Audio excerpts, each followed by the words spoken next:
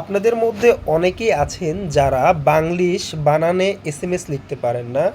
যেমন আমি, তুমি, তোমরা, তুমি, কেমন আছো, দূরে কাছে, ভাই বোন, মা বাবা, এরকম ধরনের অনেকেই বাংলা এসএমএস লিখতে পারেন না।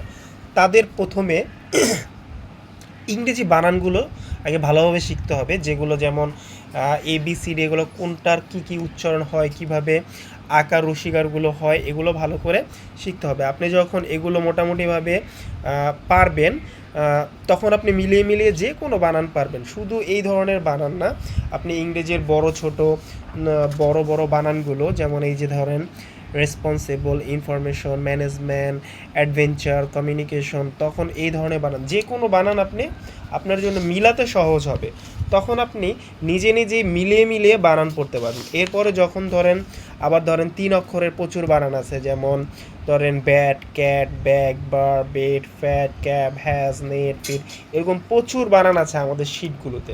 তো এই বানানগুলো যখন আপনি পারবেন, ছোট ছোট বানানগুলো, তখন আপনার কাছে বড় যে কোনো বানান ইজি মনে হবে। ঠিক আছে?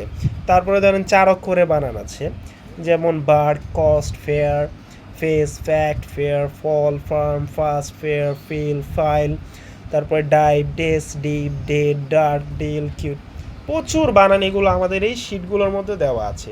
তো আপনাদের যদি এই শিটগুলো যদি প্রয়োজন হয়, বা কারো যদি প্রথম থেকে যারা শিখতে যাচ্ছেন ইংরেজি রিডিং বানানগুলো, আপনারা এই শিটগুলো PDF নিতে পারবেন। আমাদের যে নাম্বার আছে, এই নাম্বারে হোয়াটসঅ্যাপে মেসেজ করবেন।